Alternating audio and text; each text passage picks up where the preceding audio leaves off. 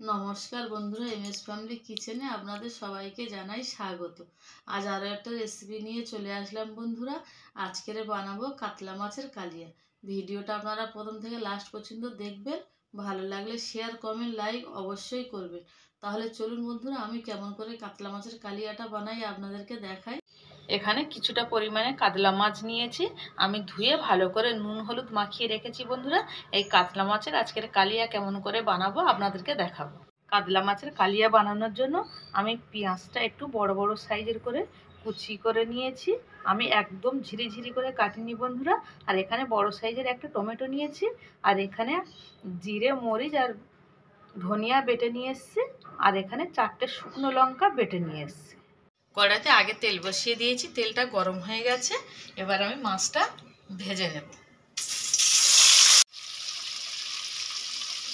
এবার মাছগুলো উল্টে দেব।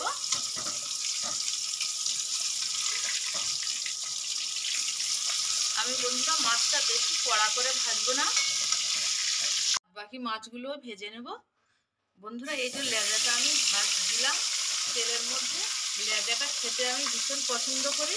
ওই জন্য যখনই আমি বাজার থেকে মাছ কিনি, লেজাটা আমি বড় করেই কাটি। মাছগুলো সব ভেজে তুলে নিয়েছি। ফোড়নে দিয়ে দেব একটা তেজপাতা, কালো জিরে।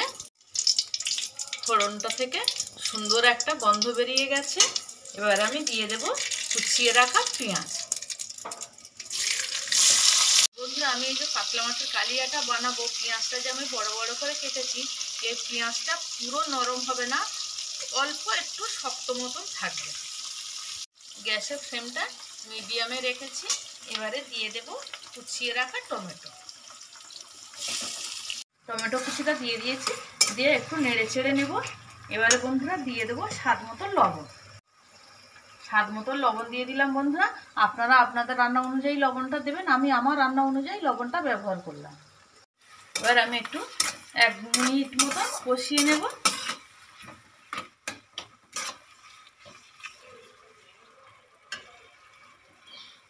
এক মিনিট ভালো করে কষিয়ে নিয়েছি। এবারে দিয়ে দেবো আদা রসুন পেস্ট।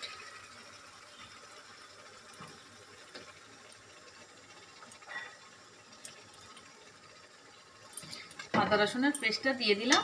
এবার আদা রসুনের ভালো করে কষিয়ে নেবো যতক্ষণ না কাঁচা গন্ধটা যায়।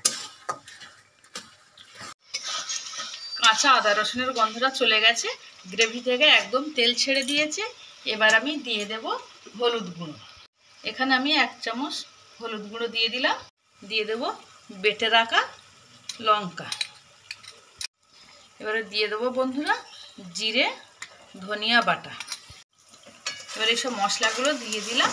এবার একটু ভালো করে কষিয়ে নেব। মশলাটা ভালোভাবে কষিয়ে নিয়েছি। আর এই যে দেখুন বন্ধুরা, পুরো মশলা তেল ছেড়ে দিয়েছে। এবার আমি দিয়ে দেবো পরিমাণ মতন জল। বন্ধুরা, আপনারাও এরকম একবার বাড়িতে কাতলা মাছের কালিয়া বানিয়ে খেয়ে দেখবেন। খেয়ে আমাকে কমেন্ট করে জানাবেন যে আপনাদের কেমন লাগলো। পরিমাণ মতন জল দিয়ে দিয়েছি। ঝোলটা আমি ফোটার জন্য অপেক্ষায় থাকব।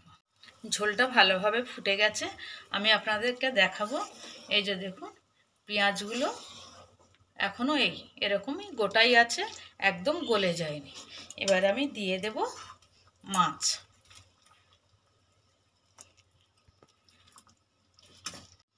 সব মাছগুলো দিয়ে দিলাম।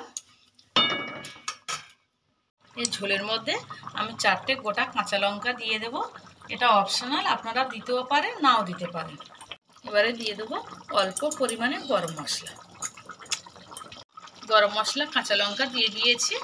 এবারে আমি 3 থেকে 4 মিনিট ভালোভাবে ফুটিয়ে নেব। হয়ে গেছে বন্ধুরা কাতলা মাছের কালিয়া। এই দেখুন, আর কালারটা কত সুন্দর এসছে। বন্ধুরা, এই কাতলা মাছের কালিয়া রেসিপিটা আপনাদের কেমন লাগলো আমাকে কমেন্ট করে জানাবেন। আর আমার চ্যানেলটাকে সাবস্ক্রাইব করবেন। এবার এর উপরে দিয়ে দেবো একটু ধনেপাতা কুচি। ধনেপাতা দিয়ে দিলাম, দিয়ে একটু নেড়ে চেড়ে নেব। হয়ে গেছে বন্ধুরা কাতলা মাছের কালিয়া। এবার আমি গ্যাসের ফ্লেমটা অফ করে দেব। হয়ে গেছে বন্ধুরা কাতলা মাছের কালিয়া। আর ভিডিওটা প্রথম থেকে লাস্ট পর্যন্ত দেখার জন্য আপনাদের অসংখ্য ধন্যবাদ।